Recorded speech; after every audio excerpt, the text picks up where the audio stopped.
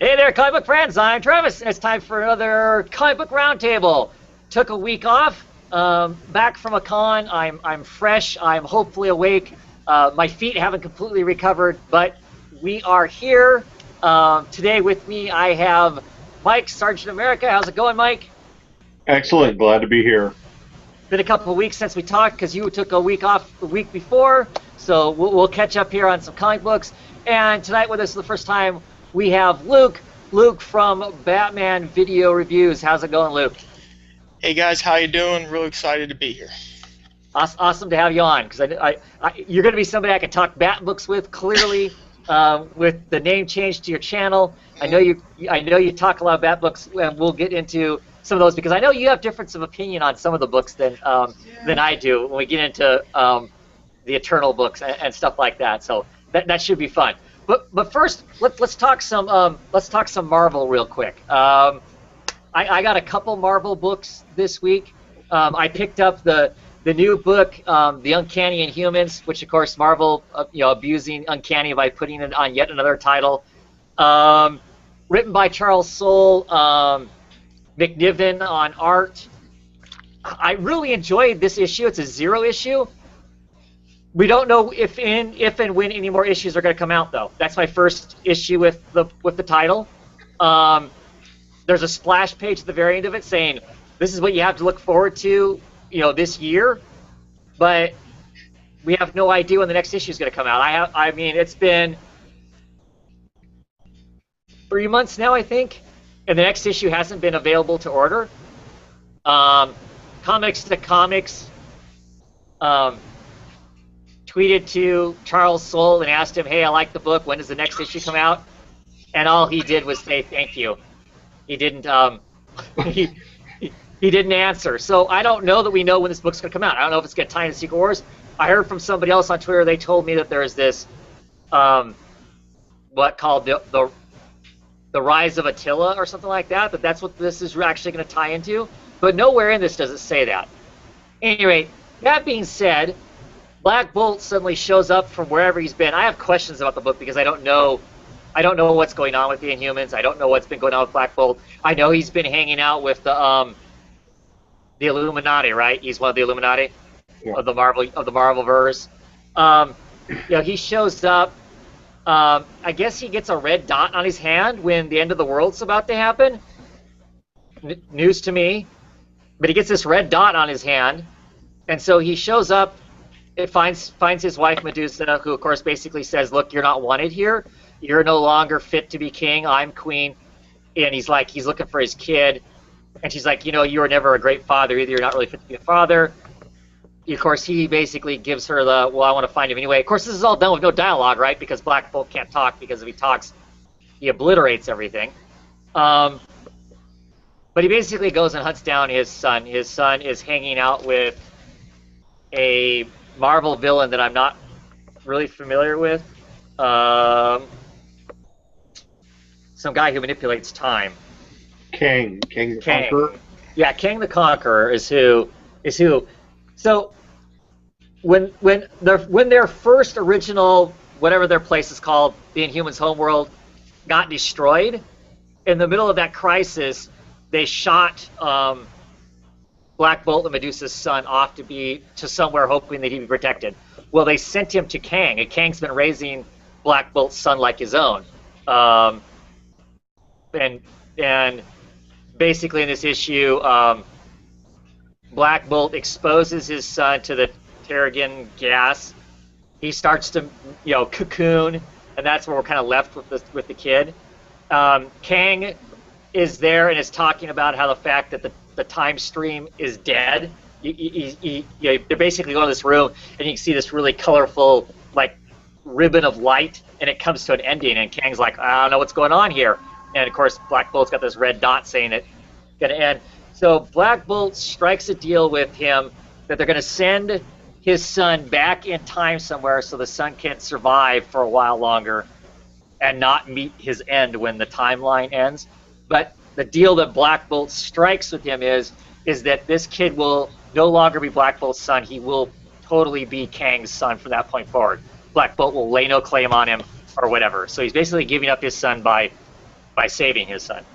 I like the story, but and it wasn't confusing. But I mean, I have questions like I don't know why Black Bolt hasn't been around. I have no idea what any of that's about, and it doesn't talk about that in the book.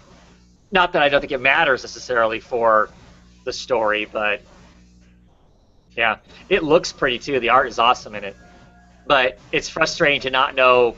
Okay, you've wet my whistle. When's the next issue going to come out? I mean, is it going to be part of Secret Wars? Is that messed it up? I'm assuming that dead timeline is going to tie into the Secret Wars thing, but I have no idea. That's just my guess, because comics being comics, right? Well, and I haven't seen Kang since like the Young Avengers days, where Iron Lad came and Iron Lad is Kang, and it was really good to see all that. Uh-huh.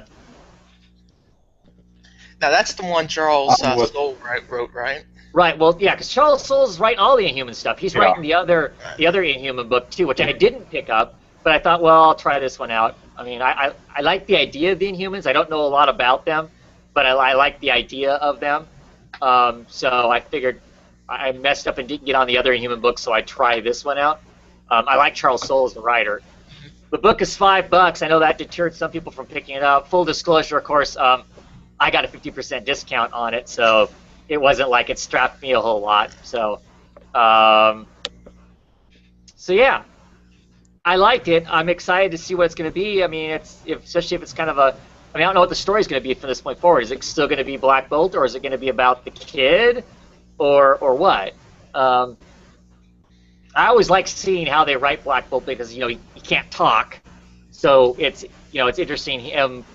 The story being centered around him when he just whispers words and it annihilates things and stuff. So, do you think that forces that they need a better artist then, or they need the top artist because it has to be displayed in pictures? Well, certainly, I think that you're right. You're more reliant on the artist making sure the storytelling's there, the facial expressions, the that sort of stuff, which I think they do a good job on. I mean, they show him frowning and wincing and whatever else is going on. And I do like it when he does use his powers, because he does use them some in here. He has some people attacking him, and they barely show the whisper of him saying goodbye. And of course, the next panel, it just is total devastation as he annihilates a castle. So I like it. I don't know what's the next issue and what's it really going to be, because they have this splash page at the end that says, this is what's, this year in Uncanny Inhumans, and it has this giant splash page that has Kang on it. It has some of the other Inhumans on it. It has some of the newer Inhumans that have just been changed on it. I mean, isn't that Cyclops there with the red X across his face? Yeah, it looks that way. And then the Kree Ultra Supreme or whatever, Supreme Intelligence on the other side. Right, on the other side, that big green guy up here. Right, yeah. So yeah, I mean, cool, but when? There was a little backup story in this too. They had the newer, some newer humans, some newer creations in it, written by somebody else, drawn by somebody else, and it was whatever. But it was like 4 pages. But yeah. So I'm reading some of the comments. Comics to Comics is saying, I can't imagine Uncanny Humans not being a series. Why have an issue 0 if they aren't going to do anything with it? Which is, of course, what I was saying. And he thinks the book's mostly going to be about Black Bolt. So I'm assuming this story's that. And the person who told me that it was going to tie into the rise of Attila, maybe that's the story that's going to be about the sun being pitched back in time. I don't know. Like I said, I like it, but... Well, how many books will that mean Soule's on, then? Well, this is Soule. He could be on 20, and he's probably still going to be fine. Okay. Because, I mean, he there for a while, he was writing like 15 books. All right. I think this has him on 3 Marvel books. He's on both Inhuman books, right? And he's on something else. Oh, plus Wolverines. Yeah.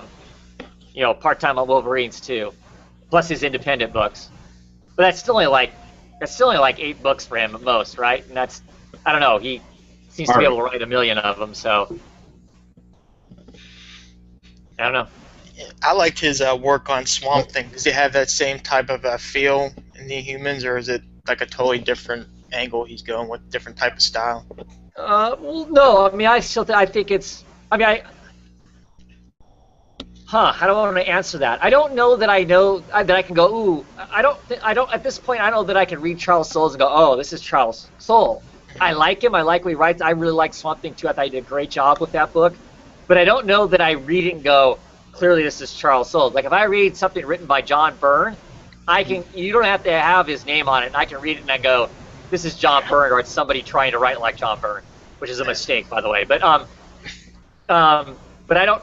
I like it. I like this first issue. The first issue is intriguing. I already feel some emotion about these characters, so I think those are all good qualities that Charles Soule does put into the books.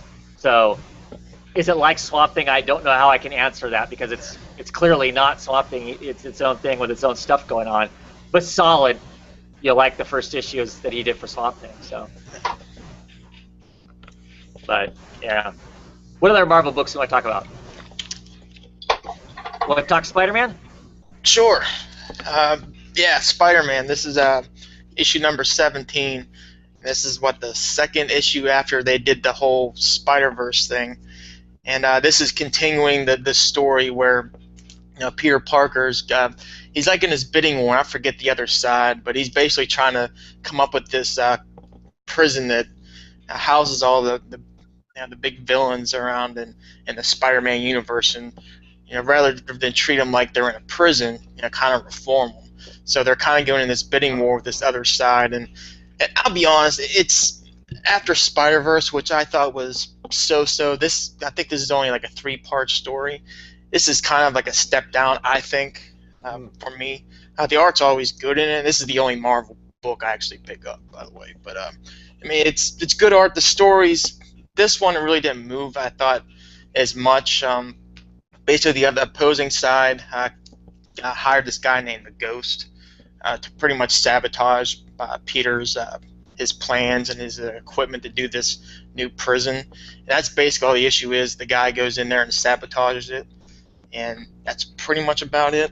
But the past 2 issues I thought were actually pretty cool, and they're only like 3 or this one was actually, no, I take that back. It was like 4 or 6 pages. There's like a backstory with Black Cat, where all of her stuff was stolen by this other person, and now she is going around and stealing all of her stuff back. She's going to these auctions and buying all these high price, high value item stuff.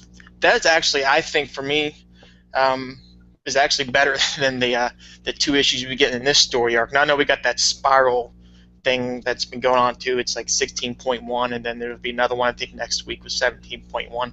That's a little bit different. It's a little better, but this one I thought was so great art, but it's so. Yeah. Luke, I flipped through that a little bit. Is Parker now getting involved with Anna Marie, or is there just a friendship? Yeah, their friendship. They actually went to dinner over Aunt May's house, and Aunt May thought that they were together. And to kind of cover why she's living with Peter Parker, they said that they broke up. But yeah, they're just kind of friends. That's why I took from it. Does she know that something is totally different? Because I read Superior, and I knew that Ock was having a relationship. Has she figured that out? Yeah, she knows he's Spider-Man. She knows it, and she even kind of goes to kind of give like little innuendos to all the staff at Parker Industries that when she wants Spider-Man to come in and do something, but to kind of protect Peter's alter ego, she kind of does like little diversionary tactics where Spider-Man would want to come in, he used this fire escape, and it kind of gives Peter a way out there. If he wants to do his Spider-Man thing, he can do it while still protect the persona of Peter Parker. But yeah, she knows. All right. So but yeah, I think the backstory is actually more interesting than the current story myself. Yeah. So this is actually Parker that is in this bidding war to run to create a prison environment that rehabs the villains. Right. And I forget. I have to take a look. The names really don't come top of my head. But yeah, it's another company that they're going against to get this contract. Oh, okay. That's about it. Cool. Cool. Yeah, I was a fan of Ghost when he was in Thunderbolts. I almost picked it up for that reason. So Now he does do something kind of interesting at the very end with, I forget her name too, the partner that works with Peter that does not like Peter. He all right. does little. It's an interesting little cliffhanger to it, but Oh, right. she gets a little something from Ghost. Yeah. So, Mike, you want to go ahead and Yeah, it's either been a week or two I've been gone, but this is the end of Electra. This is the last issue, number 11, and it just wraps it up. Writing it, Del Mundo's amazing watercolor artwork, and it just wraps up that Electra versus Deadshot, or no, sorry, Bullseye. It's Electra versus Bullseye, and it's kind of that last fight once again to see who gets to be the leader of the assassins, and it just wrapped it up. It was good that Blackman got to end the story, and I was happy with that. And it was just, I guess, I got everything on there at the end. Blackman, Del Mundo, and Stacy Sharp, who is the editor, all kind of wrote a little goodbye to all the fans. That was kind of nice. So it was definitely, it was a conclusion. I really would like to see this continued. I really want this to continue on, but I think it's, the Secret Wars was going to put an end to it, and I'm sure it wasn't selling the way they needed it to. And it's, I want to see amazing things from them on the other end, so I can't wait to see what's next for them. what those creators might be up to? Yeah. Yeah. Yeah. Hopefully so. I mean, I don't know. The whole Secret Wars thing, how that's going to affect a lot of these books, right? I don't think a lot of us know that for sure. Kind of an uneasy feeling when you got these books all starting out or potentially ending or whatever with that rolling in. Did they say when they're going to kick that off? I want to say June. June. So we would go literally from Convergence to Secret Wars. Nice. Yeah. So, I mean, in one way that's good because that means maybe they aren't dueling events, but, they aren't directly, if you're one of those people that's going to try and partake in both, but, yeah, I don't know. The only other Marvel book I got this week was Uncanny Avengers because, hey, if it's got Uncanny in the title, I guess I have to pick it up this week. And Rick Remender and Daniel, Kuna on art. Daniel Kuna's art is amazing through this book. I really, really like the art. The story is interesting. Now getting to be curious because as Scarlet Witch and Quicksilver are trying to figure out who they are, who their real parents are. It seems like they've been told that Magneto isn't really their dad. Now Scarlet Witch is to the point where she's even in this issue, as they're kind of seeing what this kind of underground, they've found the equivalent of the French underground on this world, and she's questioning all the time in her head on whether or not even Quicksilver is really her brother or not. They have this really heavy need to know where they came from, who their parents are, what they really are, and out of that kind of need, it seems to be that Scarlet Witch is, questioning whether or not Quicksilver is even her brother, and I'm curious to find out if that matters to her. I mean, I read these characters, back in the '80s, and I don't remember enough about those storylines to know what these people's working relationships with each other was. But I'm curious to be reading in this. And there's some interesting stuff going on with the Vision.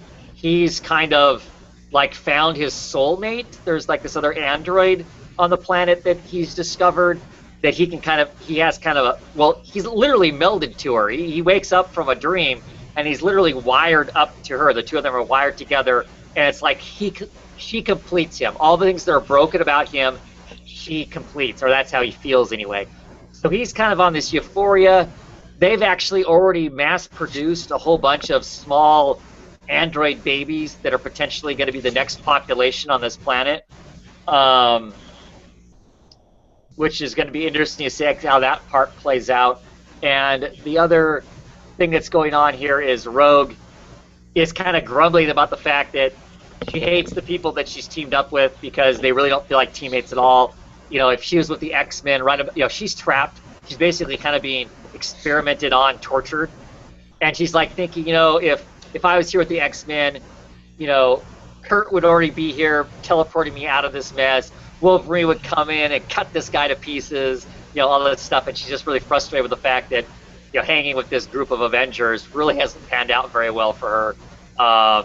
So yeah, excited to see what's going to be next for it. I've really been enjoying it so far. Just kind of odd. I'm worried what Secret Wars is going to do. I'm almost kind of hoping that they stay on this planet that has nothing to do with Secret Wars, and this book can ride out not being messed with by that. But I don't think that's really going to happen. But I can hope, right? So yeah. Yeah, and Comics to Comics is saying that this run of Uncanny Avengers, and this is issue number 3, and 3 issues is light years better than the last run of Uncanny Avengers. And I don't think I only made it 3 issues in on the last run of Uncanny Avengers, and I dropped it because I couldn't stand it. So this just feels completely different than that version did. This version feels like it has a purpose. They have a goal. They're trying to, the main 2 people are trying to find out who they are in the world now, and the rest of them are a group of friends that have been gathered together to try and find them and help them. Whereas the last run was, well, a bunch of us Avengers and X-Men have to kind of act like we like each other, to prove to the world that mutants and regular people can get along. And to me, it just never felt like a very good story idea, or very well executed and whatnot. So, anyway, that's it for my Marvel. Any other Marvel books you want to talk about? I'm good. Marvel news? What's going on Marvel news-wise? Anything?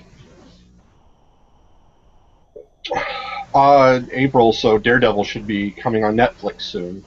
Yes, on the 12th, right? Sounds fun. So we got 8 days, and then we're all going to be gone on Netflix binge watching the first season of Daredevil. Are you going to pick up Netflix, Mike? Yeah. I believe I am. I'm looking through a different couple ways on what I can hook it to, but yeah. Yeah. I will. Yeah. I'm apprehensively looking forward to watching it too. I just keep telling myself it's Netflix, so therefore it's going to have a different level of quality than maybe the regular TV shows have had, and hope that makes the difference. You interested in watching that at all, Luke? I think I'll check it out. I mean, Daredevil, he's okay. So I mean, just out of curiosity, I'd check it out. But yeah, we'll see. Yeah. So, yeah, I think that's. I was trying to think if there were any other trailers. There aren't any trailers, I don't think, for the Ultron stuff that I remember. So, yeah, I don't think there's any other Marvel news I can think of right offhand. So let's jump into DC. All right. Where do I want to start, Luke? I don't think Mike's a little shy on DC today. Okay. Do you want to go? I almost bought Convergence, so. Okay. We could start there if you want. Let's talk Convergence first, right? So me and you picked up Convergence. 0 issue. Yeah. What'd you think? I think it was okay. The big thing, the problem first was the price. $4.99 for this. I don't think so.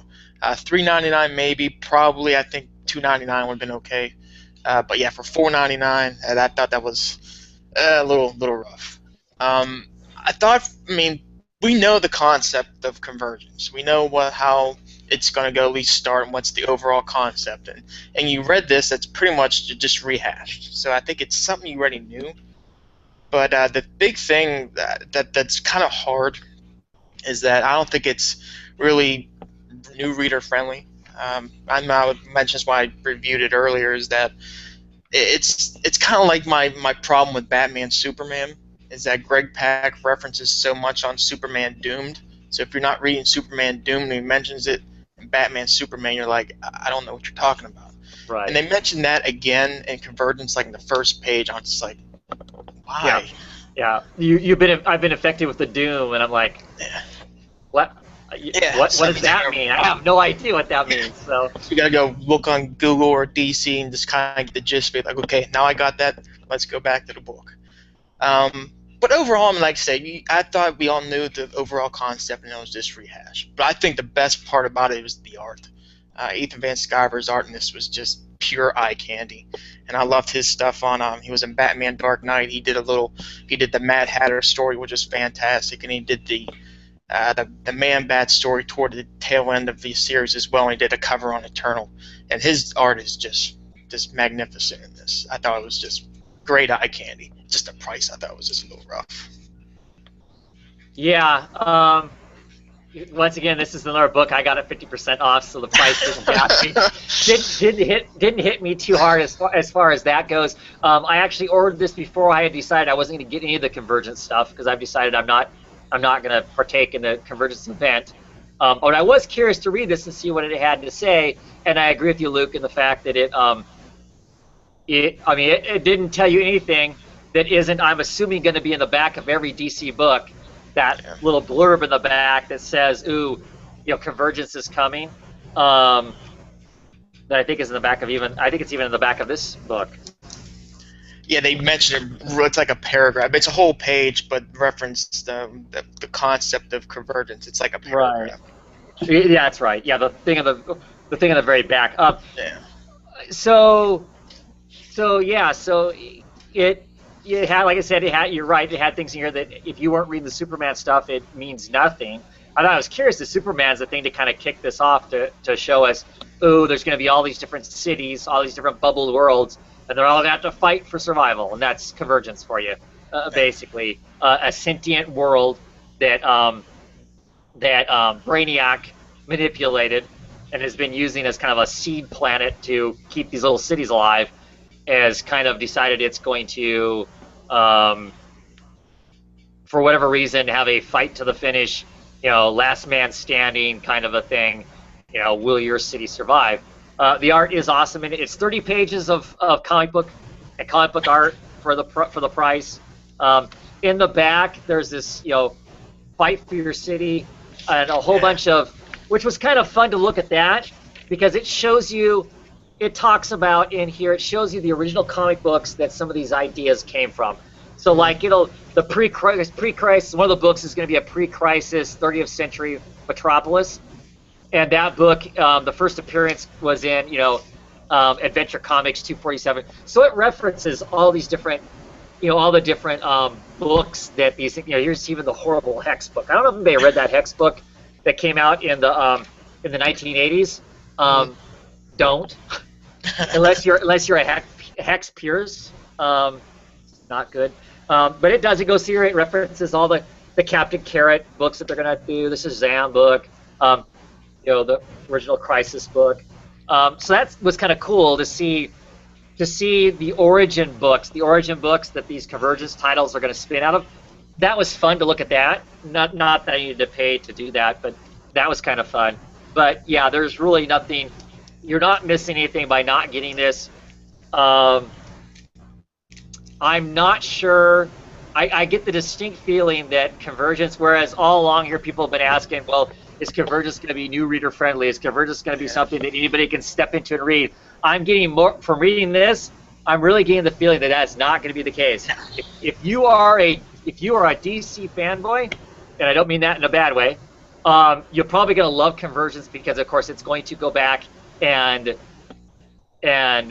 dip its toes into all this great breadth of work that DC has created over the last 75 years or whatever. And that'll be fun. But I'm not sure what the takeaway is going to be if you're somebody who just started with the New 52. I don't know what your takeaway is going to be from this. If that's your exposure totally to DC is just the New 52. Not to say you may not still enjoy it. I just don't know.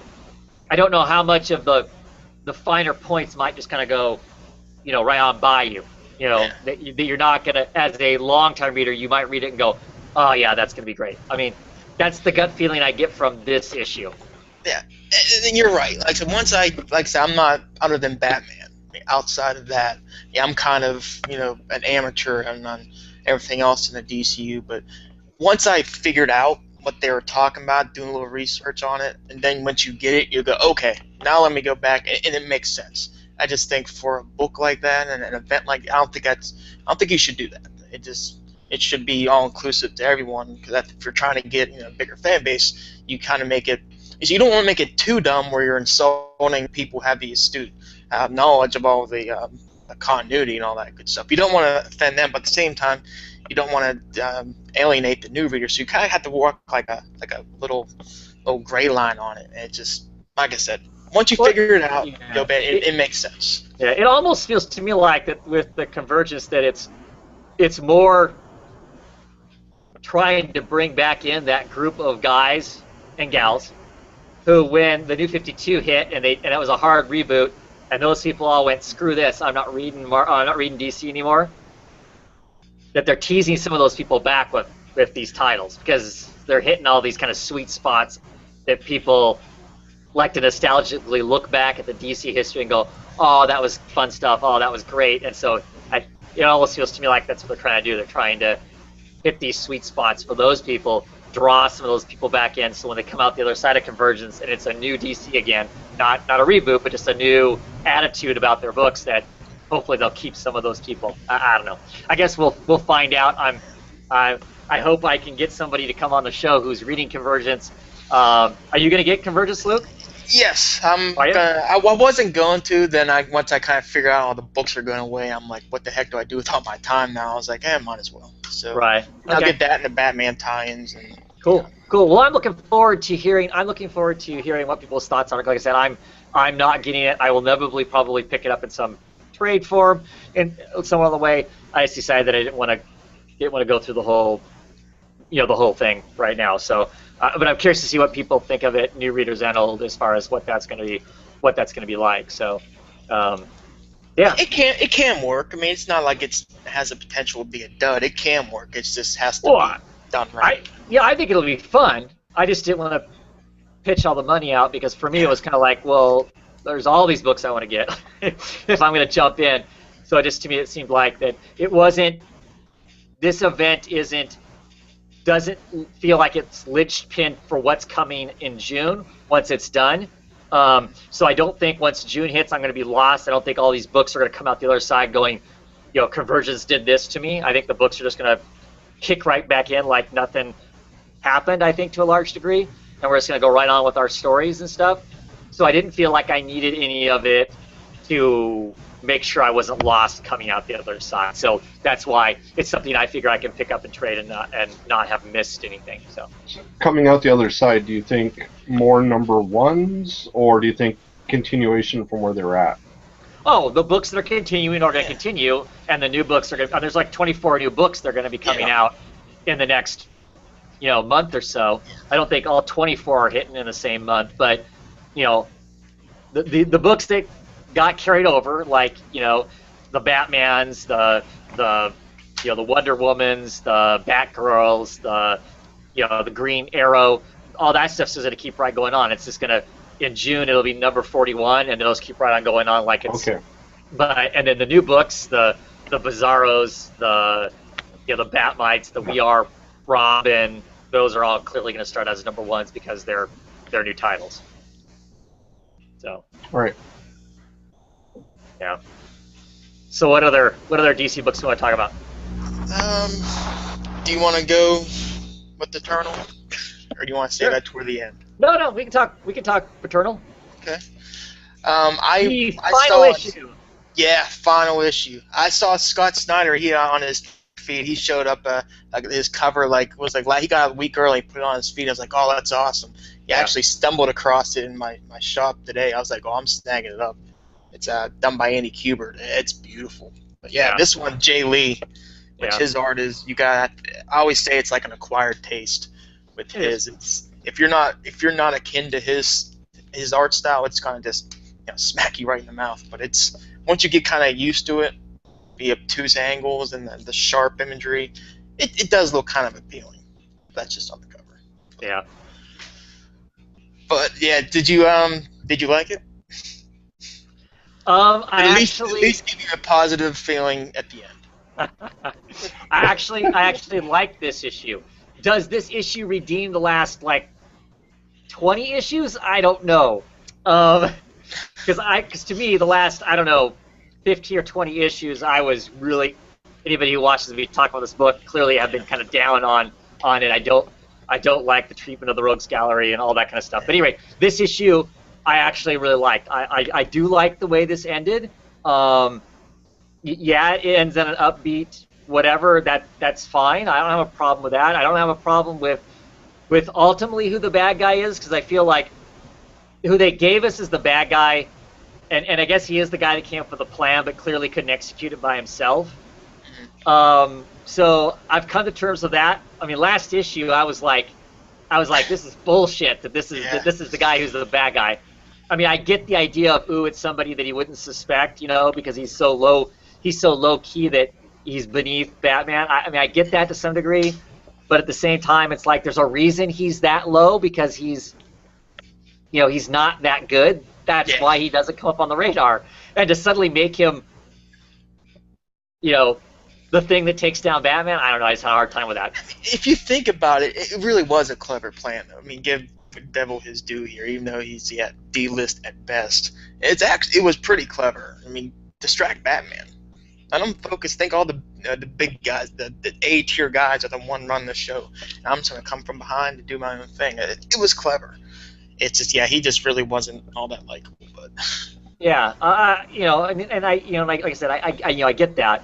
I like the ending of him. Yeah, Lincoln, he did his thing. Yeah, and I guess I was okay with Lincoln coming back. I don't mind that character. I know some people don't like that character. I mean, that finally makes sense, because even last issue I was still complaining about, how did Stephanie Brown think that it was Batman? I mean, how did she think it was Bruce Wayne? And of course, Lincoln looks a lot like Bruce Wayne. So in a dark garage, I could see you making that mistake, because that was still driving me crazy, because that had never been settled. She's still walking around thinking that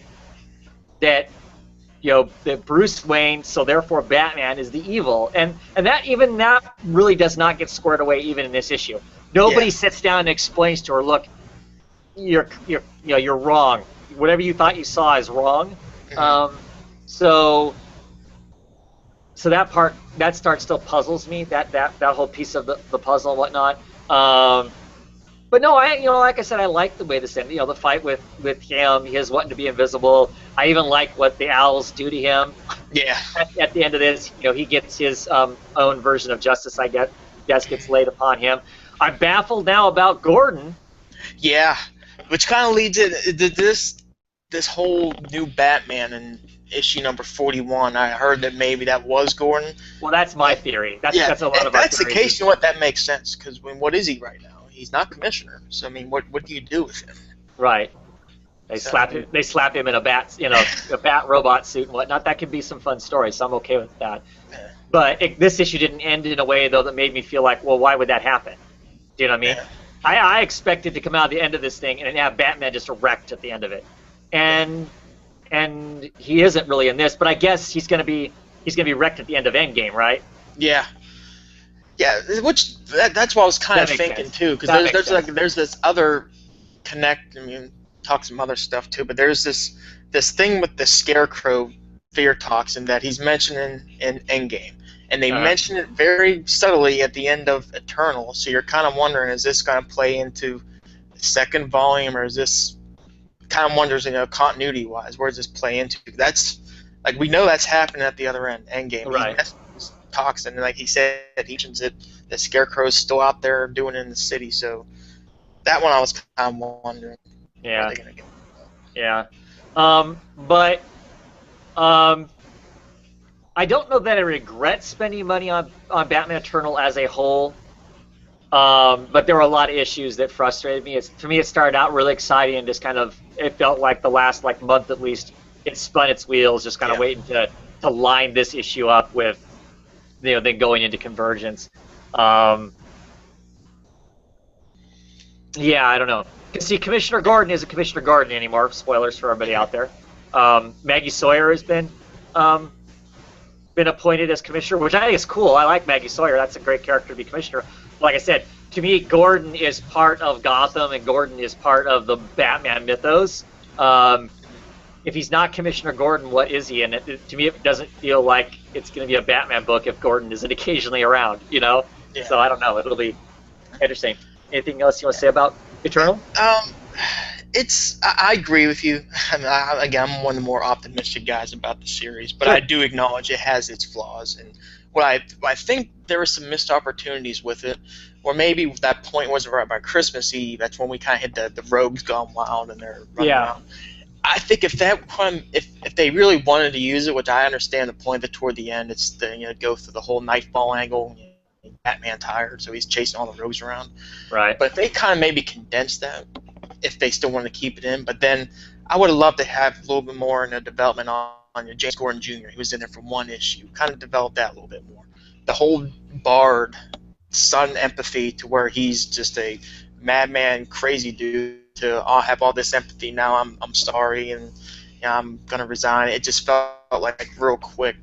Mm-hmm. There's some angles and some story threads I wish they kind of maybe developed a little bit more, but in the whole, I thought the ending it fit the story and the series. I think the best thing about the series as a whole, it kind of helped generate a lot of talk with everyone, all the Bat fans out there and YouTube, whatever, kind of had this dialogue about this, once a week, title that we have about Batman, which I thought that was probably more undervalued portion of it.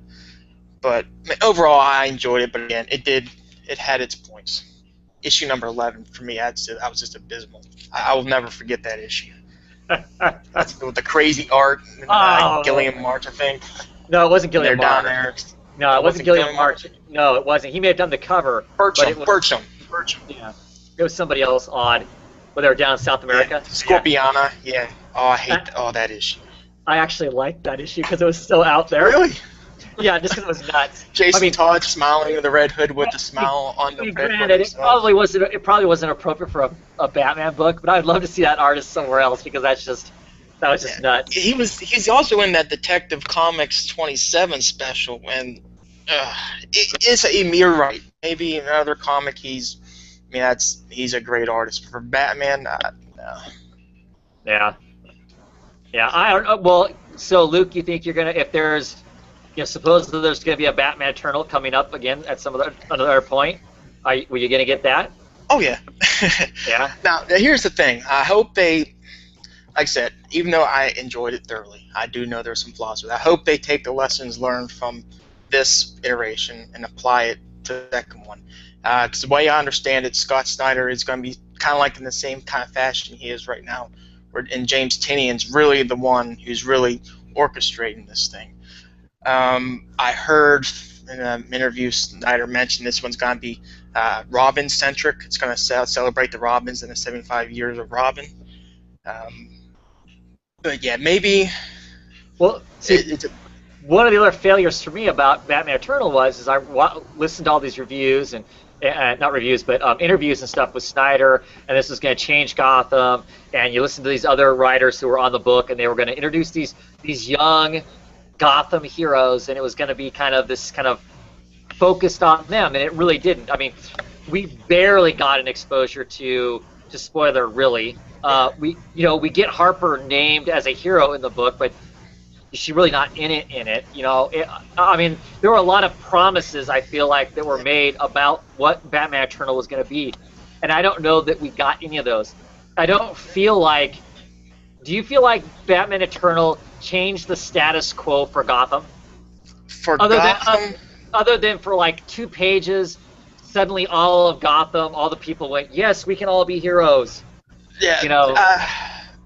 As Gotham as a whole, I would think not. Some characters have a little bit more play, and obviously Catwoman, major part in her transformation. Sure. The whole thing with Arkham Manor. Granted, Arkham Manor was released before the fall of Arkham Asylum in Eternal, which to that, right, is way weak. But that event, it's certain characters, yes, primarily Catwoman. Obviously now with Commissioner Gordon, that was pretty key. But everyone else, I see what you're saying. Like the whole thing with Bluebird and Spoiler. Man, we got them out now. Great, they're part of the continuity. But now as we're going through Convergence, we know the titles are being released. They're not even mentioned. So it's kind of like, hey, they're here, but now what do you do with them? Now they just going to be special cameos or? Right. I don't know. Right. And so that so that part of it for me is, I don't know. I still like the idea of a weekly book. I'm a bit nervous to jump into another one though, and I don't think I'm going to jump into it unless there's completely different creators on the book. I have no intentions of jumping on the next Batman Eternal. To me it feels like there's I have some issues with the way Tinian writes. I don't think he delivers a very good ending, and there's parts of this end of the Batman Eternal that feel very, very Tinian to me, very Tinian-esque, and it's like, I don't know, it's just something about the final thing that just always feels a little flat when he's the one that's writing the ending of something. So I don't know. I would have liked to seen Snyder do a couple more issues. I know he did the first 3. And I understand his point of view. You say, I just didn't have the bandwidth. Hey, he's busy. Obviously, you're doing the flagship title and all those other things. I understand. But I'd like to see him be a little bit more active. Maybe in this next go-around, just do a couple more issues. And because his issues were, I think, the best ones, the first couple. Those are the ones he actually wrote. So, But Tinian, I can see. I like how he brought in Talon for 2 panels just to make a quick cameo, saves Red Hood and Batgirl, and I'm like, oh yeah, James Tinian. And there's this brief moment where it shows Bluebird and Batwoman together. I'd love to read that book. I'd be all over that book. Those 2 characters are very different from each other in the fact that Bluebird strikes me as very casual, very kind of whatever, and Batwoman is very very military-esque or does these strikes and whatnot. So they would play against each other in that way. But at the same time, they're the same in that maybe that's hitting the nail too hard on the head, but clearly they both operate the same sexuality as far as that stuff goes. So you could have a lot of other story about life amongst them being heroes, which I think would be intriguing. Of course, also knows Batwoman with Cullen. There's that connection with right, and then of course there's that they briefly have the I implied immediate connection between Tim Drake and and Spoiler. For those of you who are old Robin fans of the old Tim Drake Robin thing and whatnot, which I'm not, so whatever. That whole scene was kind of weird because you're sitting there as Drake is talking to Harper. You kind of think, oh, it looks like they're getting a little close, and then Spoiler comes in the room. Then it's like you saw a little love friction there. You're like, is he gonna go for any of them? Yeah, I kind of chuckled at that too. Yeah. But it is what it is. Like I said, I know my problem with Eternal, and I've seen it. I know there's people who do it. Is that if you read it and you don't enjoy it, and that's having an informed opinion, and I'm all for it. Art's subjective, and then that's fine.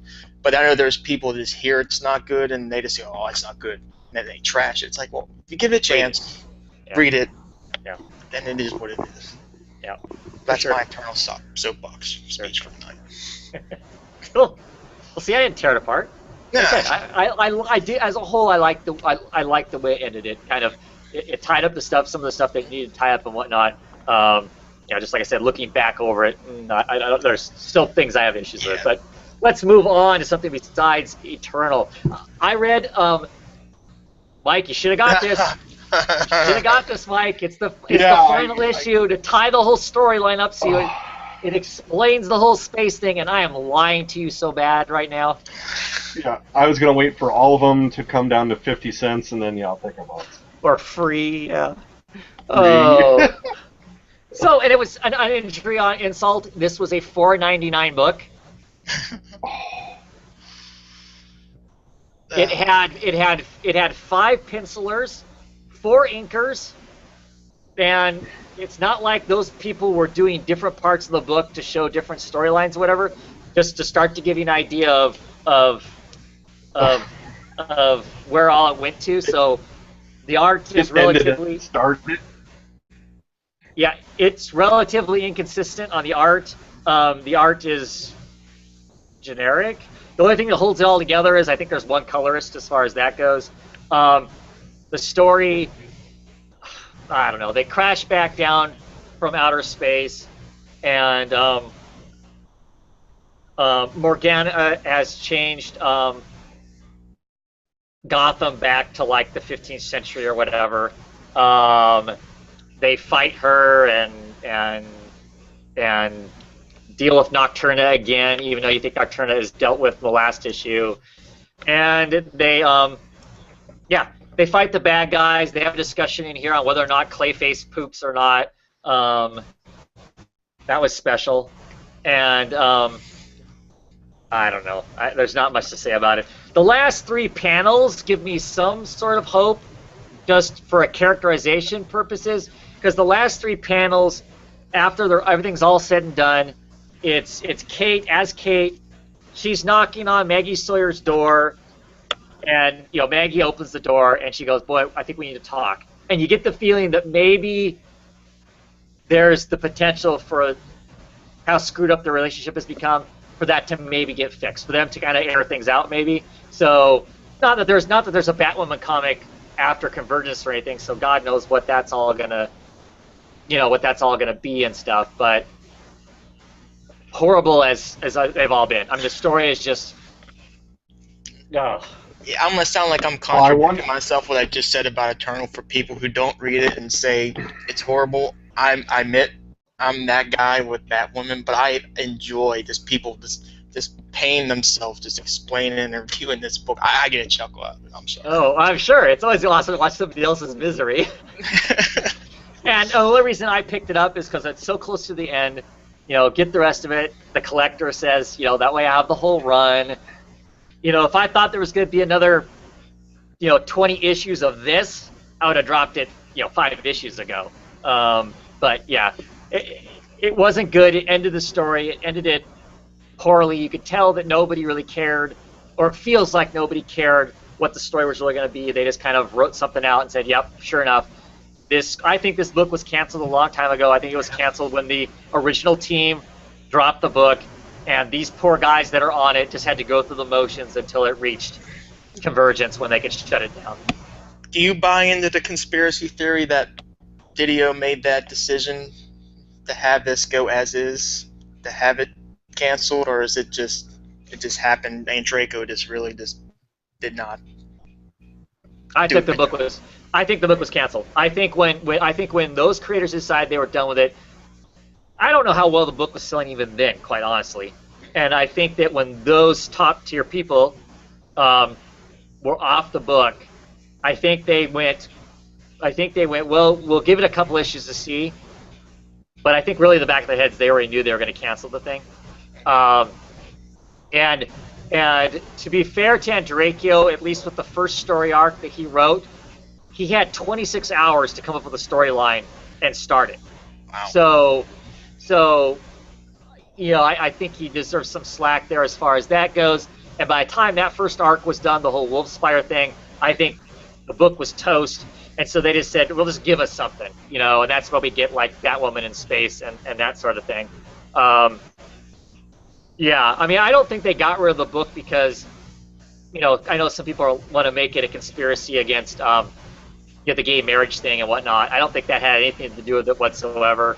I think the problem was that they had this book that they wanted to bring into the rest of the Batman universe, and it was never designed to be that way. She's so kind of her own thing. She happens to carry the Bat mantle, but she is really not part of the Bat family. And I just think it was easier for him to pull the plug on it for now and then come up with a whole new thing maybe at some other point and bring it back. Because DC was against marriage, period. It wasn't like it was just a gay marriage. It was against all marriage. So, yeah, like I said, I think once those guys decided, the original guys decided they weren't on the book, I think that was the end of the book right there. I think they just kept it going because they were afraid if they just went, well, these guys are quitting, so we're quitting, that people would take that as an attack on a gay character, and so that would just be too politically charged, and it just made more sense to waste the money to crank out some other books, I think, than to drop it right there. Mm. But is how I see it. Clearly, I don't know, but that's just my feeling with the way these guys seem to operate. But that's what, and talking with creators who aren't on books anymore at cons and stuff, that just seems to be kind of how they operate. But yeah, I don't know. So what else you got there, Luke? I wanted it to do well. Well, we all did. Yeah, she's one of those characters where, I mean, I'll be honest, I didn't read it, but I mean, you hear, especially before Andraco, I mean, a lot of people really loved that character, and they really took it personally when it just went from like a high status to where it was today. A lot of people got really emotional and charged behind that. Well, you could tell it got thrown under the bus. I mean, it clearly just, yeah. Ugh. Okay, so what you got, Luke? I got Batman and Robin Annual number 3. Awesome. Yes. Yep. What do you think about it? Well, Batman and Robin is probably like one of my favorite DC books, period. And I really enjoyed this issue. I very, very, very much enjoyed the very ending of it. The ending of this, the last pages, tie the entire run, in my opinion, because the first issue of this run, it talks about the pearls, the broken pearls from Bruce Wayne's mother and whatnot, and we get a reference to that at the very end of this. Basically, we get this kind of one-off wild romp of Batman and Robin, father and son, doing what they do, getting into some crazy situation that if Damian only halfway listens to what he's told to do and ends up helping save the day, and not that the adventure itself had a whole lot of meaning. It just kind of was what it was. But like I said, it was fun. And then we get to that ending, where they're looking up into the night sky. They're looking up at the moon where they were just at. They were literally just racing cars around on the moon and running around the moon and fighting aliens on the moon.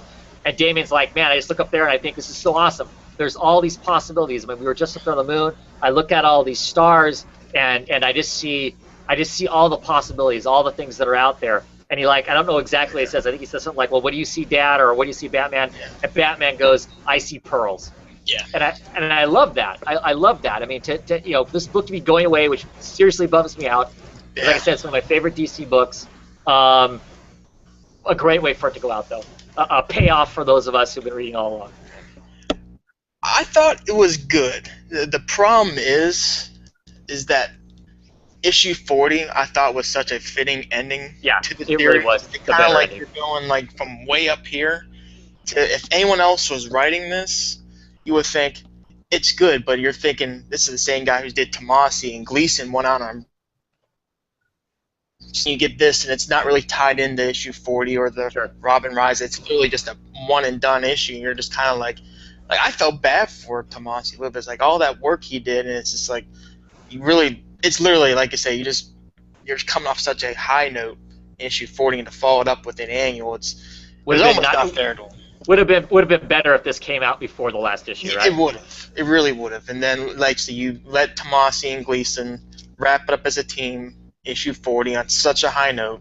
Mm-hmm. And then I said, it's Gleason had that, Tomasi, even though Gleason's going to do the Robin Son of Batman thing, I think Tomasi, again, it was just unrealistic to think that this was going to tie into 40, or was this maybe people were expecting, hey, this is going to be a launching pad into the Robin Son of Batman, and clearly it doesn't. I don't think so.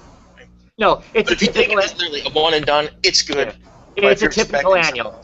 It's a typical annual. It doesn't really have anything to do with anything. Like I said, other than that last page there, that last page to me harkens back to the rest of the run. Otherwise, it is. It's just a romp. Superman, not Superman, but Robin and Batman romp. So the art was fantastic. What's that? That was another $5 one. Yeah. Yeah. Right. It's big. It's a thick book. I mean, like I said, the art's fantastic. Great to look at. This guy named Rip, he does a lot of the art reminded me of the Batman, the Return of Bruce Wayne. Some of that art, especially the cover. I saw the cover and I looked at this. I was like, man, that's the Return of Bruce Wayne. That type of style. I mean, he's a really good artist, and it really shines in here.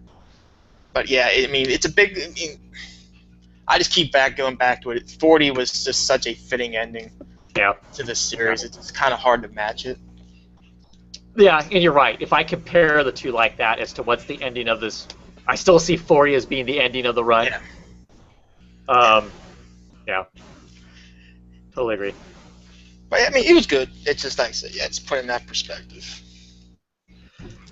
So I got Superman, Wonder Woman, picking this up because Tomasi's writing it. I just kind of want to see what he could do with somebody else's relationship because he writes such a great relationship in the Batman and Robin book.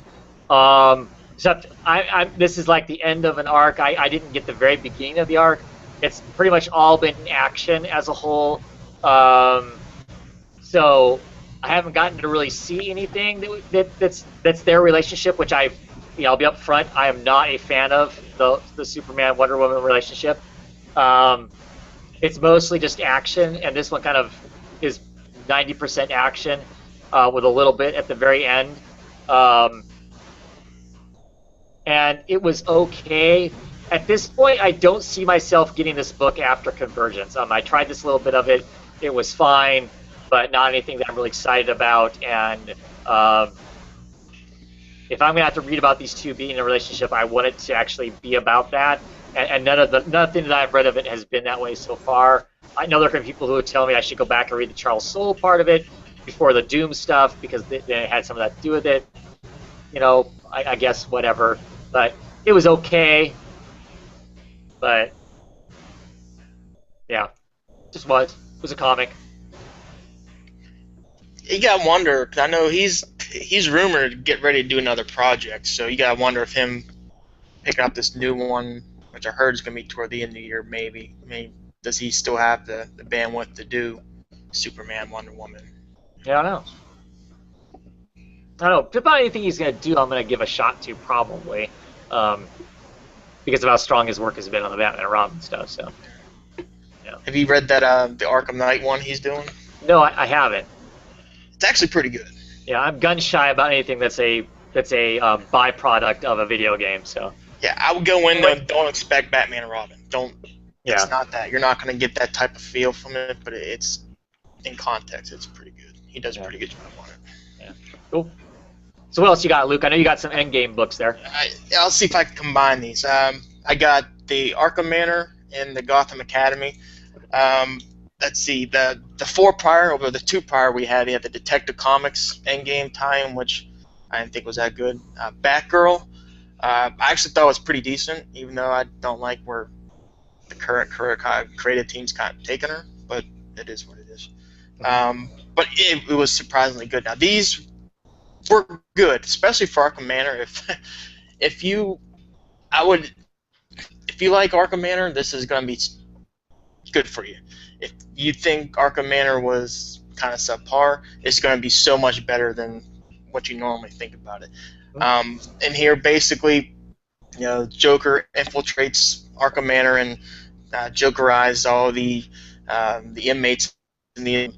Some of the inmates, either they're immune or they don't get the effect of it. Some of them aren't, and one of those people are like Bane, Mr. Freeze, and Clayface. And they go with this guard who's being interviewed by Bullock in the front in the very beginning of it, and they're trying to escape through the manor. Jokers, cutting doors off in front of them. They can't escape, and they get to the very end. It turns out it's not Joker. It's actually Jeremiah Arkham. And I read it and I was like, man, that is Arkham Reborn. You read that story about him in the Black Mask? Yeah. It really kind of paralleled that story. I was like, oh, that is Arkham Reborn. But if you read Arkham Manor, and I know you did, you do get the Joker Clayface creature for a panel of him and Clayface battle. But yeah, it's a lot more realistic if that can be even used in a comic book conversation, but sure, it's a lot better. Art's good, and overall, I think it's a big improvement from Arkham Manor. Gotham Academy was fantastic. I mean, it was great. Gotham Academy is one of those ones where I don't review it. That's just something me and my daughter read together. But this one, it was really dark. It's the got the jokes people surrounding the academy, and basically all the kids are being co-located into the auditorium, and they're all staying in tents and they're telling Joker stories. And there's 3 stories that are told. One of them is the first one. It's about this kid who buys this thing called the Laughing Mask, and he goes to buy it, doesn't have enough, so he steals it, and he puts it on, and it basically puts it on. He starts hearing voices. He goes mad, and basically the gist is, at the end, it's only like 4 pages. All these 3 stories are only like 4 pages long. They're real short, kind of like the Batman Black and White series, where you get like 8 pages to tell like a great Batman story. It's the same type of concept.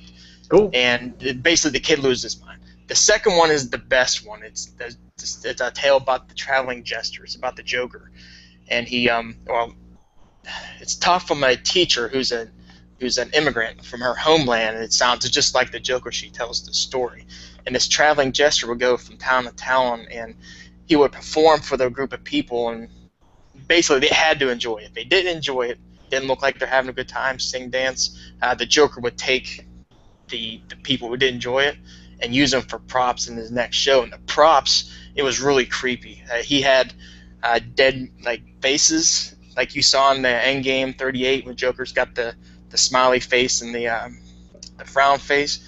He's making little puppets out of skin faces. And then another one, he's got several. He's juggling, and he's got like a bagpipe made of rotten flesh.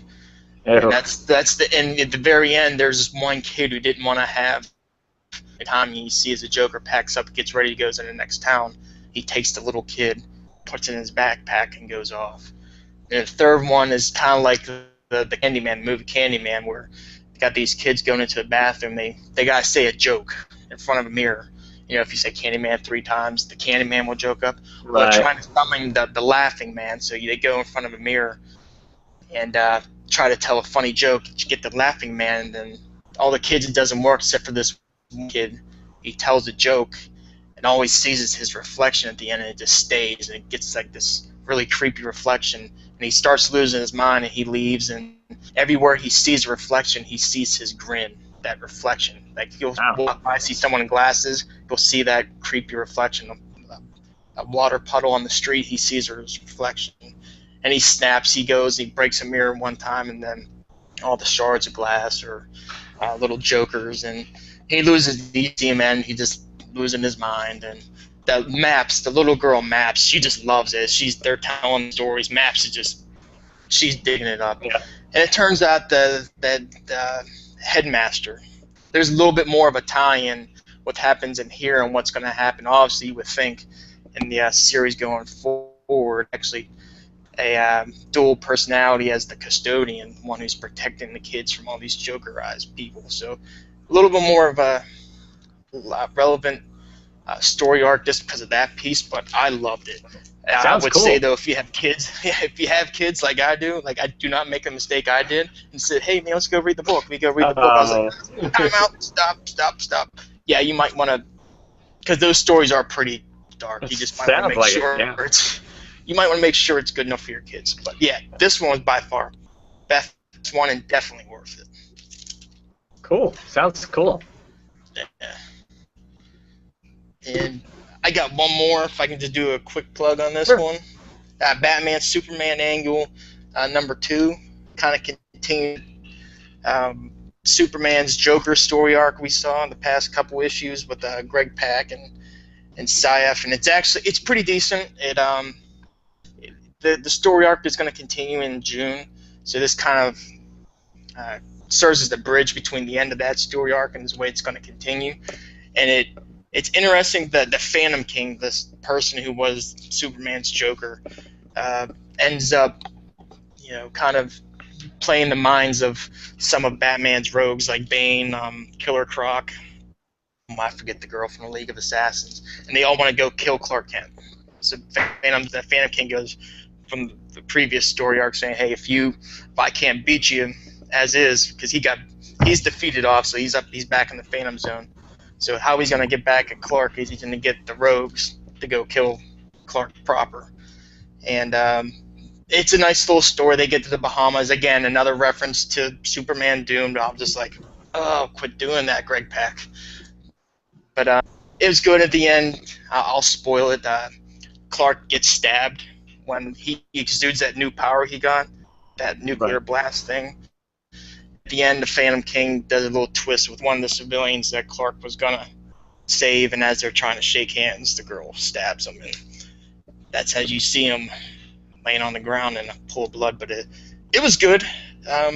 Great art in it, and it was fun. And if you're liking Batman, Superman, yeah, this is you'll enjoy this. And I almost think you have to have it, unfortunately. But. Cool.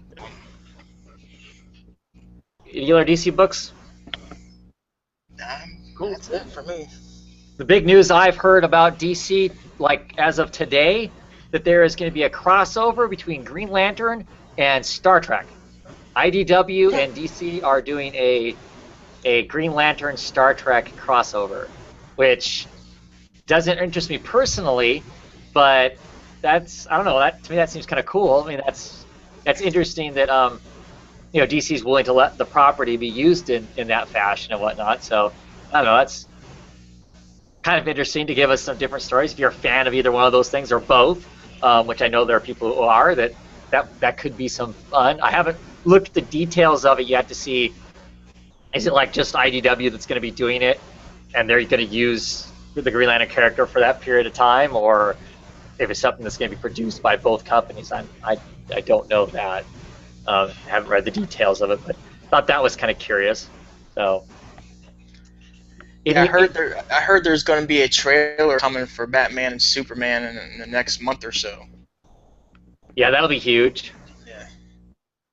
That'll be huge. Yeah. Curious to see. I'm hoping Affleck does okay. He's the least of my worries. Yeah, I remember Christian Bale. He didn't get when he started. People were kind of hesitant about him doing it, and he obviously knocked that part out of the park. So I'm hoping he does okay. Okay, I'm gonna go over some comments here while you guys are. Actually, for DC, I did hear that there was going to be an animated version of the 66. So Adam West, Burt Ward, and that's right, yeah. And Catwoman was going to Julie Newmar. We're going to loan their voices to a 66. Really? Wow. That could be fun. That could be fun. And it's supposed to be campy, fun, light. Yeah, it was going to be. Have you read any of those 66 issues? No. Nope. Oh, they're fun. They're fun. I regret not jumping on those things so much earlier. They're fun. It's for me. I like the TV shows. Those are a fun part of my childhood. I just don't know that I'm interested in. Well, I know I'm not interested in retreading that. I know new stuff is coming. I sat on a panel last week where they were talking about 66 and some of the stuff that's coming. That now they're just kind of bringing in whatever they feel like bringing in, and they just got to figure out.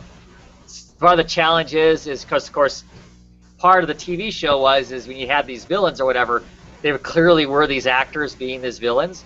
So, like, they want to bring Solomon Grundy in. They got to figure out what actor during that era would be Solomon Grundy. They're going to use Lurch, the guy who played Lurch from the Addams Family, which is perfect. I mean, it makes perfect sense. I mean, Lurch is Solomon Grundy, quite honestly. But it was interesting listening to them talk about them doing that. Okay, we're going to move this villain in to be the villain of this month.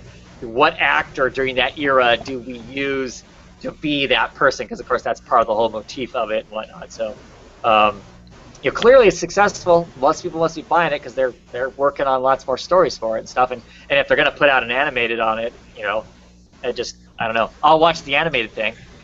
Yeah, I'm sure. It's one of those things you just got to have the right frame of mind going in there. Yeah. You're right. As long as you stay in the concept of 66, you'll enjoy. If you hate the TV show, you're just going to loathe the book. Right. Going over some comments. Did they say one that was maybe coming on? No. I'm just going to briefly go over some of the comments here. I'm going to roll back into some of the Marvel ones because I neglected to do that before we jumped onto the DC stuff, so I apologize for people for that.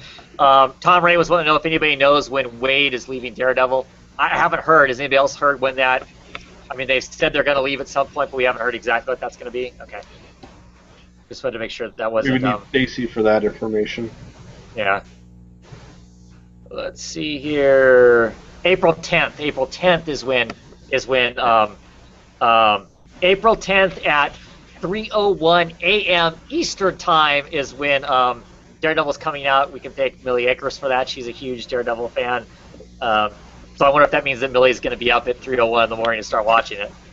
Other Marvel news that I forgot about that Millie is reminding us here. Millie Akers reminding us that she's sure that I am very excited to find out that Deadpool will be a rated R movie, which that still shocks me. I mean, of course, they announced on April Fool's Day, so I'm like, okay, this is an April Fool's joke. But now they keep saying, no, seriously, it's going to be a rated R movie, and that makes no sense to me because there's a huge group of people who are not going to be able to watch that movie in the movie theater, or probably aren't going to get to watch it in the movie theater. My kids won't get to watch it in the movie theater. Depending on what it's like, my kids won't get to watch it. Period. But there's all those 13-year-olds, whatever, PG-13, which is my assumption the movie was going to be, that now can't see it. Can't go to watch it. So it just feels weird to me that you'd eliminate a group of people from watching it. And the book, clearly people get shot and blown up and whatever. But with the exception of Max, none of those Deadpool books are ever rated as being M. So I don't understand why the movie would need to be rated R. But I guess we'll find out with the plot or whatever around it. So I don't know as far as that goes. Let's see here.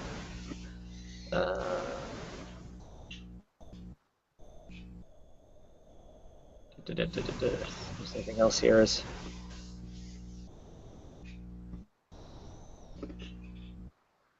Talk about Convergence. Go.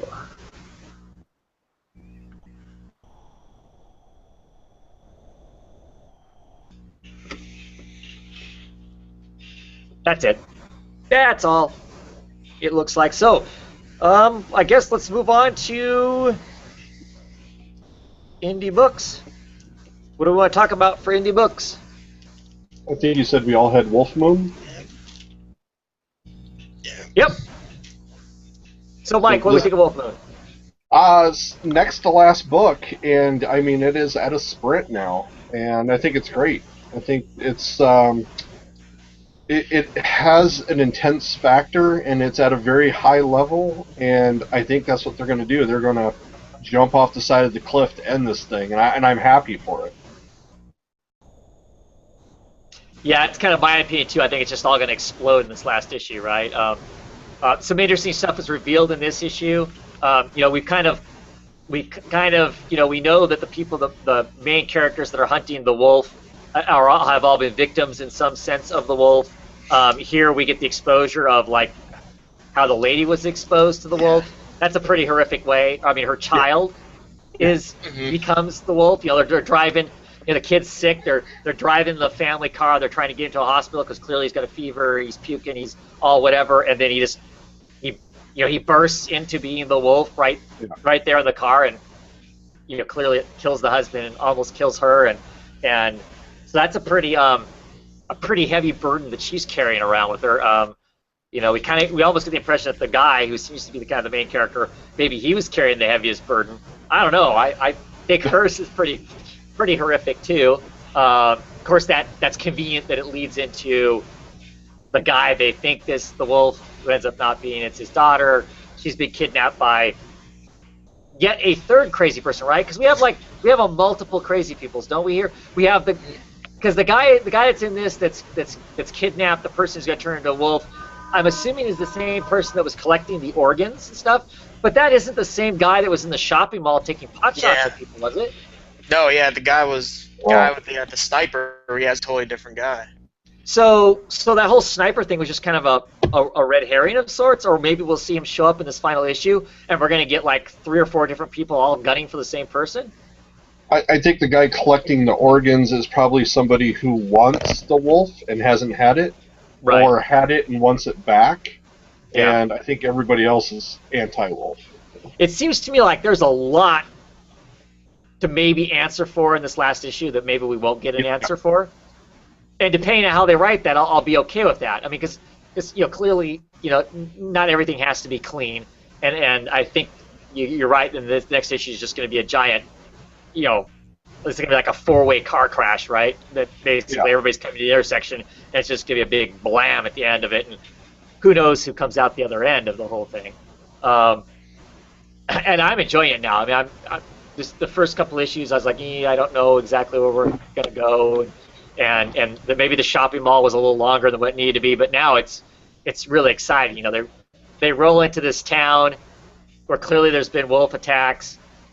Everybody seems pretty on board that it's some sort of an animal. They don't, nobody seems too freaked out. It's more, let's all go get our guns and there's a bounty and let's just go shoot the crap out of it. So you got this entire town that's just, wall-to-wall hunters out hunting bear, wolf, or whatever the hell it is. So very, very Jaws and Amity like. Yes, exactly, exactly. And so you just know it's going to be all kinds of a wreck, I mean, because who knows how many people are going to be, involved in this final, outing.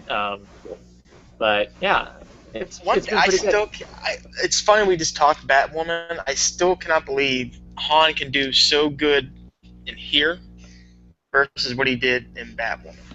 Yeah, because he was like, he was going to be the regular artist on Batwoman, and he was only actually on it for like 2 or 3 issues before he was off, and I was not real happy with his work on that. And generally, I like his work as a general rule, and yeah, it definitely does work here for for this book versus that. I've really been digging these covers too. Each issue has a guest artist doing the cover, so each cover you get a different kind of flavor, which I don't know if that's advantageous to the book, because I don't know that it gives you I don't know if it gives you a consistent, most books, even with a miniseries, it has a consistent cover going all the way through it, so you get a flavor of what the book is. I mean, this gives you a flavor of what the book is, but certainly not what to expect on the inside.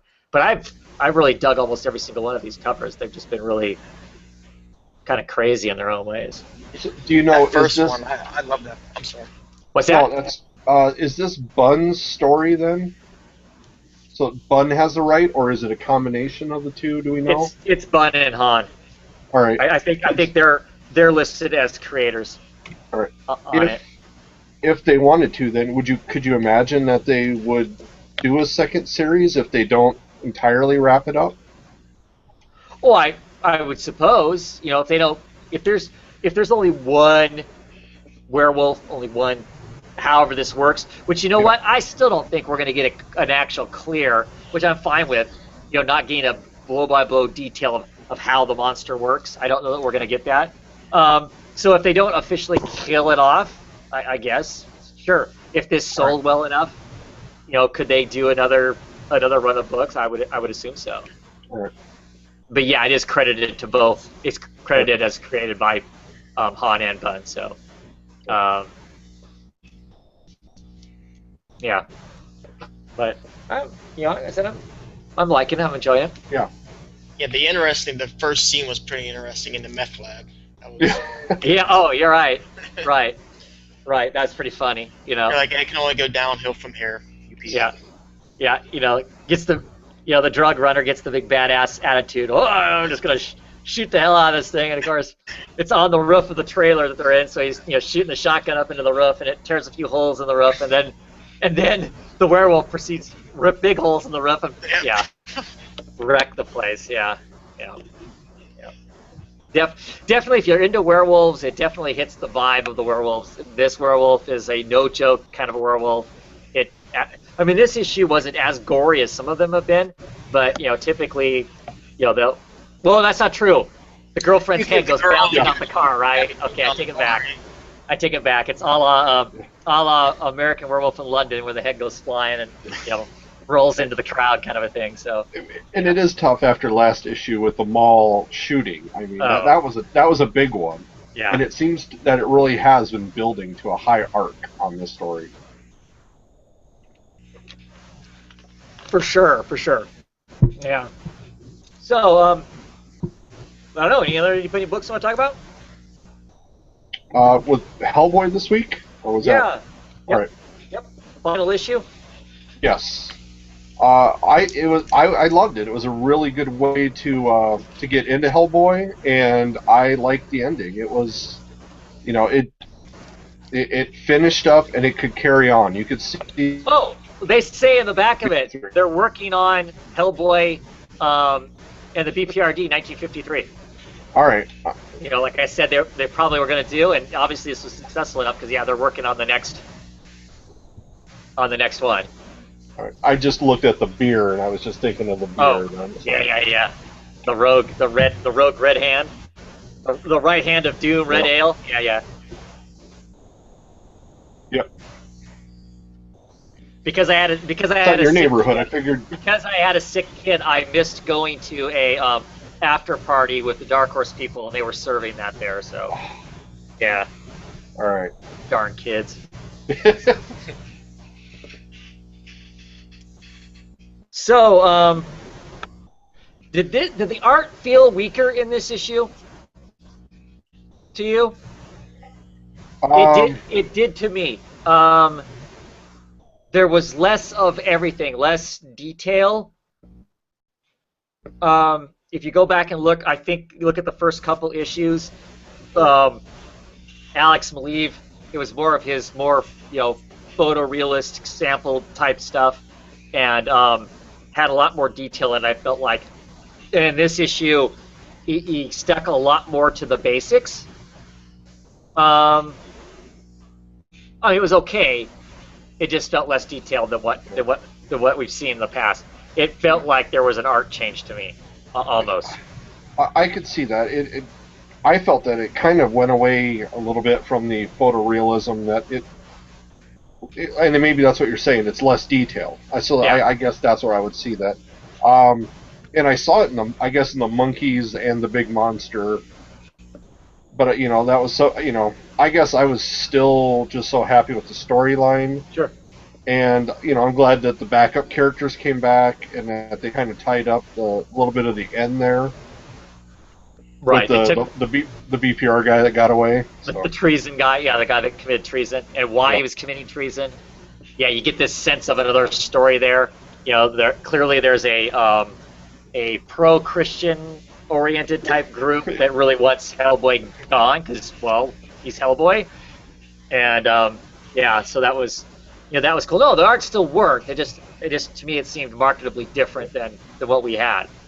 I enjoyed the story. It hit all the perfect beats that make a Mignola universe type book. I'll be on 53 definitely. Yeah, and that's where I am too. When that comes out, I'll be happy to read it. Too. It was a good first. Are you interested at all at that backstory then? The Harrow County? Yeah. I'm not a huge fan of Tyler Cook's art. I like most of it, but he does weird things with noses that kind of drives me crazy. I didn't order it, so I don't know how hard it's going to be for me to pick it up, but I am curious about the first issue of it to see kind of what it's like. All right. I kind of ignored it because it had Tyler Cook on art, but now that I've kind of seen what it might be about, I am curious now to see. It may be one of those things I kind of set on and pick up and trade, though, I think. Yeah. As opposed to in singles, unless somebody else I hear out there is getting it in singles and just thinks it's like really awesome, and then I'll do the hunt and get it in singles. Yeah, right now I'm not excited about it, but I'll probably flip through it when it hits the store. I mean, that is the advantage I get with it. So. Sure. Yeah. Other independent books that I read, Lady Killer. This is issue 4. Next issue is the last issue. This issue is fun. It had lots of action in it. It has car chases in it. The 1960s car chase, which was lots of fun. There's just some great little things in here. Her handler's trying to kill her now because she won't go through with an assassination of a little boy. He's shooting at her, and he actually shoots off one of her heels of her shoe. I don't know, there's little things that are kind of fun. Jolie Jones does a great job. She's a great storyteller. Her art's wonderful. In it. I don't know. I just like the book. It's a fun book. It's got this kind of, I don't know what's going to happen in the next issue. Next issue is the last issue. How it's all going to get summed up. She's kind of, the main character's hooked herself up with another woman who's trying to get out of the business too. So I don't know, them teamed up together, what they're going to be able to do. I don't know. It feels like it could be opened up to being more stories told. But after last week, I get the impression from Jillian Jones that she's not interested in doing more. Maybe that was just her smart remark to people that when I was talking with her and someone said, oh, they love the book and they really wish there were a lot more, and she basically said, I don't, because it's too much work. So I don't know. She's just being, she's just giving a smart answer or what.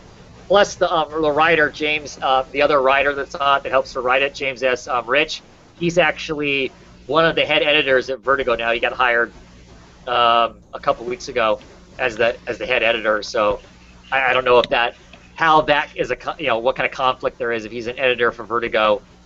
Him helping write a Dark Horse book, I don't know what that means. So Yeah. as far as that goes, but the art in it is continuously wonderful. Story's fun. Like I said, Jillian Jones pencils and inking, and Lori Allred. Is that Mike Allred's wife's? Is it Lori?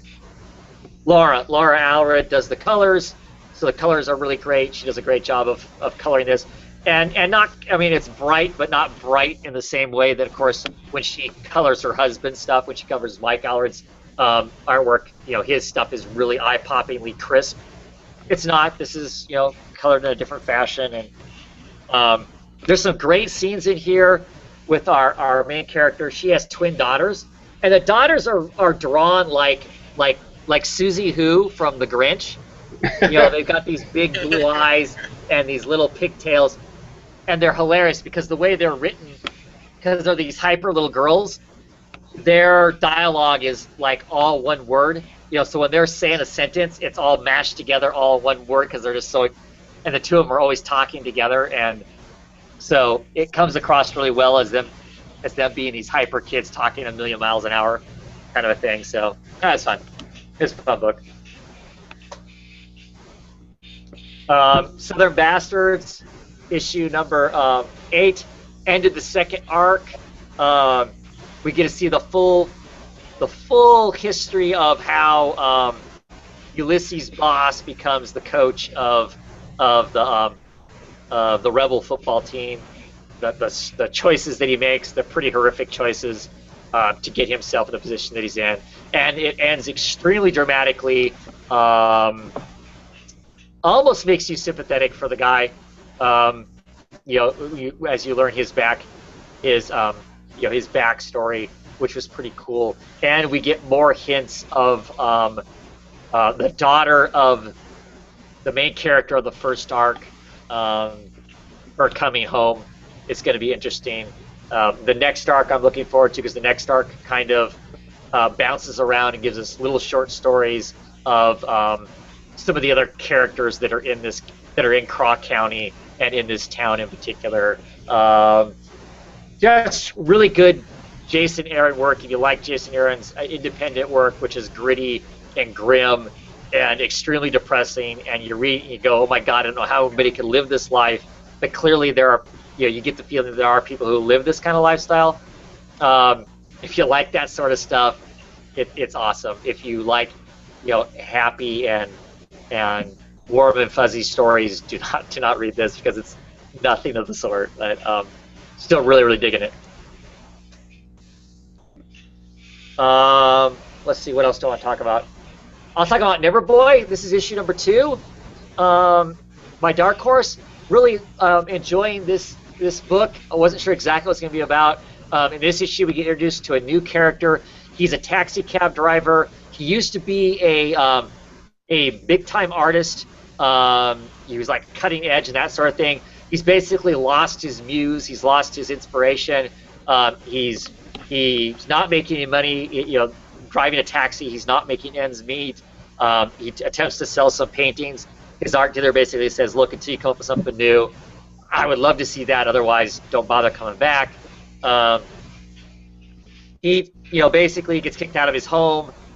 he tries to commit suicide, doesn't quite work out for him in the process of committing suicide. He runs into our main character that we got introduced last issue, who is called Neverboy. He's a solid imaginary friend. He's an imaginary friend that is like consuming hallucinogens, and while he consumes hallucinogens, he stays real and solid. And he's basically his boy that created him, that he was the imaginary friend for, died, and he's basically been maintaining himself as a living person since then, and has a family. His family's been kidnapped by the Diner. They're called the Diner. They're basically like the imaginary police, and they live at a diner, this kind of like secret diner that appears different places. They're hunting him down because they want him back. He's having problems scoring the drugs that he needs to keep himself solid, but for some reason this guy can see him, even though he's starting to become not a real person anymore. And this guy can actually see all of the dream people. He doesn't seem to have a problem with that.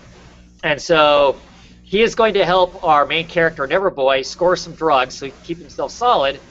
And in return, Neverboy is going to show him where the diner is at, because he hears that if you get to the diner, he's going to get a new muse, he can get a new inspiration, and he can get his life back as being this great artist. So, whereas first issue I thought was kind of cool and kind of quaint, and I'm not sure where it's going to go, this issue was kind of exciting in the fact that I've got this desperate artist that's going to, and one of the threats is if he goes to the diner and he gets into the diner and attacks it, he can actually destroy all imagination if he does something wrong. He can literally annihilate everybody's muse, everybody's imaginary friend, everything. Anything that has to do with imagination will just be dead. And what would the world be like without imagination? So it could be some interesting stuff going on in it. So I was pretty happy with that. Sean Simon writing it, and Tyler Jenkins on the artwork, with Kelly Fitzpatrick doing the colors on it. It's cool. Second issue, really digging it. Is that kind of like a mini series? Is that one of those planned to be real long, sustaining series? I do not know. Maybe somebody who's watching can tell us. I haven't heard that it's a mini series. I think it's one of those things that probably the creators have an end game in mind, and they'll see where it goes. Normally on Dark Horse books, if it's a miniseries, it would say on it that they planned it as a miniseries. So it would say 2 of whatever, and it doesn't. So I think this is one of, they had a couple different titles that they put out, Ghost Fleet, Sundowners, that they were all hoping to be ongoings. Some of those have been successful and some of those haven't been. But I think it's an ongoing. I don't think it's a miniseries. But that doesn't mean that it won't just go 6 issues if it doesn't get enough sales. They'll tie up whatever the first arc is and be done with it. Unless somebody in the comments tells us that it's different. I believe it's an ongoing. But if it's an ongoing, I don't know. I don't know how long they can stretch out what storyline we've got so far. But it feels like there are other places it can go. Beyond that. Yeah. Oh. I got Little Nemo, and right on. I was debating once again if I was going to continue. I'm glad I did. The story really picked up and was running hard, and it looks like he kind of wakes up, or he wakes up but they don't go through the whole wake up and then the next day go to bed. And I think maybe that's what helped out, because I think they show him wake up and then it just kicks into the next dream. By doing so, it made it all go really smooth. And of course, I pick it up for the art. The Gabriel Rodriguez is just amazing on this, and the story is solid now. And I'm happy I did. I'm glad I picked up Little Nemo again. Is that something like my daughter's 7-8-year-old would appreciate? Definitely. Is that definitely? Yes. Sleepy Reader was reading it, I believe, with his. This is only issue number 4, and they're $3.99 each. But they only come out like every 3 months or 4 months, because Rodriguez really works on the art. Because it's a little boy who goes to sleep, and the princess in Dreamland needs a friend. So Nemo ends up being her friend. And every time he wakes up, he disappears from their land, and he doesn't get back until the one night is their adventure. And this gives you kind of an idea of the artwork in there. I definitely recommend Rodriguez. Uh, the other thing he did was Lock and Key, and I really loved Lock and Key. Hmm. Um, in this, but I mean, it's fun. It's very colorful, very childish. It was based off of an older cartoon strip that they kind of just modernized, or I wouldn't even say modernized, just sharpened it up a little bit. So it is definitely excellent. Yeah, the art in it is amazing, and that's one of the reasons why the book comes out, every other month, because of the amount of work being put in on that, right? Yeah, yeah. And I think that was the whole thing too with him doing Lock and Key. I think I was lucky I got into it so late, and I picked up all the trades, and I loved it so much, and I had to pick up each issue. It was the sixth volume, and I picked up every one then by issue because I couldn't wait for the storyline. So, and Little Nemo, I was having trouble because it was he would fall asleep, he'd dream a little bit, he'd wake up, and then they'd have to make him go back to sleep. So it was very long, and it was all about just greeting. So the first three, I guess this is number four. So yeah, first three issues seem slow, but if you pick it up in trade or if you can get the back issues, reading them all together is going to be amazing. Yeah. And Ryan C tells me that Neverboy is a miniseries. I guess he talked to the writer, and it's like 4 issues. He thought, not even 6. So Oh, right. there we go. As far as Neverboy goes. Yeah. Read Black Science. Still really liking it. This is the new colorist on the book, so it does change visually the book, the way it looks a little bit. It's not quite as bright as what the other colorist that was on it. The new colorist is Moreno de Cyrano, but still really great book.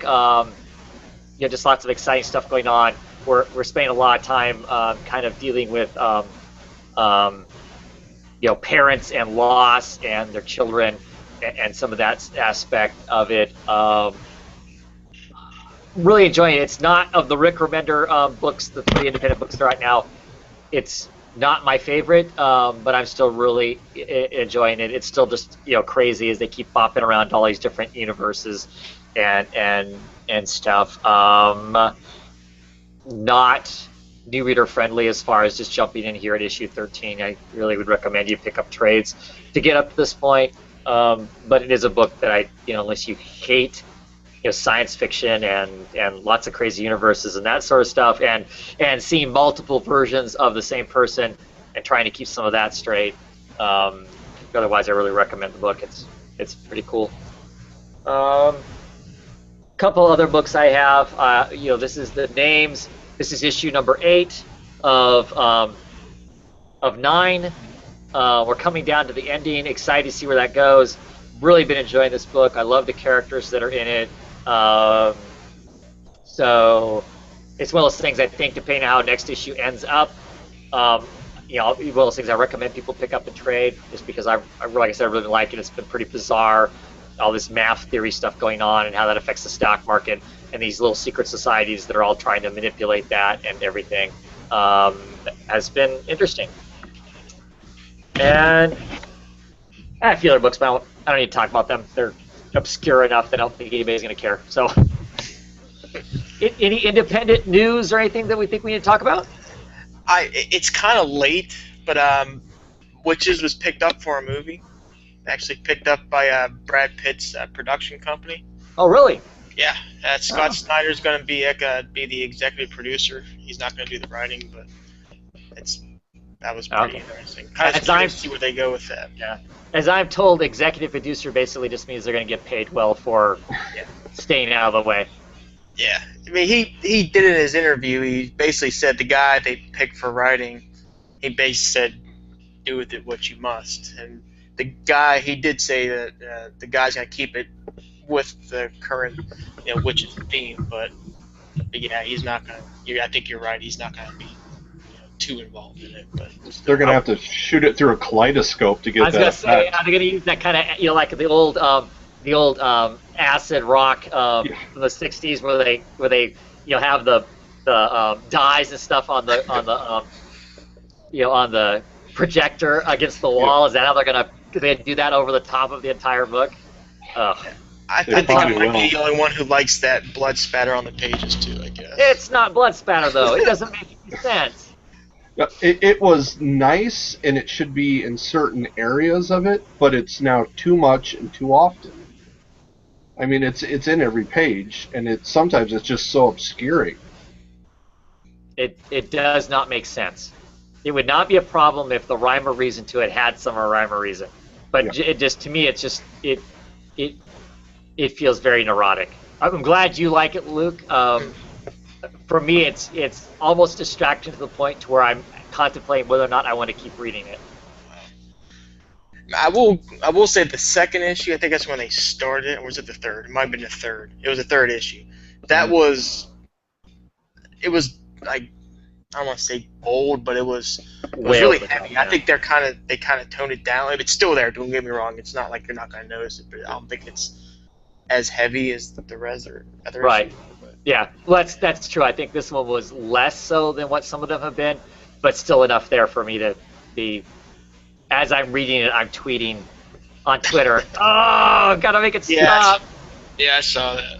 Oh, You so see it as you close your eyes at night; it's still spinning.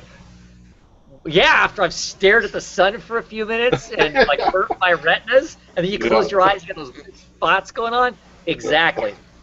But that's not what the characters are doing. If the characters are doing that, I'd be all for that effect. The problem is that effect is everywhere on everything, so it doesn't, to me, logically, it doesn't have a connection to something. It's just like I've got a little more time on my hands, colorist. Let's just throw some stuff around. That's what it feels to me like. So, I don't know. Sleepy Reader 66 says that his daughter totally loves the Limo, but that he thinks issue 4 is the end of the series for now, so you might want to get it in trade, Luke. Oh, thanks, Sleepy. Yeah, that sounds like something my daughter would like. We'll check that out. So, yeah, as far as that goes. So making that into a movie, I can see that as a movie. I mean, I definitely can. Yeah. I mean, I like the story. I mean, I think it's it's an intriguing story and stuff. I just, I don't know. See where that goes. I like the kaleidoscope reference. That was. Yeah, I chuckle at that. Okay, I see what you're saying. people complain about the lens flare that Abraham uses all the time. And whatnot, right? They'll be really freaking out over that. The hell is this? Yeah. Anyway, I don't know of any other news. Anything else we pressingly think we want to talk about or whatever? We'll just call it a night then. Well, Luke, thanks for coming on. Come back whenever. We'll have you on to talk comics. Yeah, and honestly, this was a blast, and I really do appreciate you letting me come on and having a good time. Sarge, I appreciate it. Good talk, and again, yeah, thanks for allowing me to be here. It was fun. No, not a problem. Anytime. And Mike, good to see you again. It's been a couple weeks, so good to talk books with you. Oh, and awesome. We'll be back, I'm sure, next week. I don't have anything planned for the weekend, so I'll be here anyway, and we'll talk some more comics next week as we dive into DC's event, and then in a few short weeks we'll be diving into Marvel's event, so that'll all be fun to either appreciate or moan and groan about. So with that, everybody have a good night. Thank you all for everybody who tuned in now or later, and have a great week.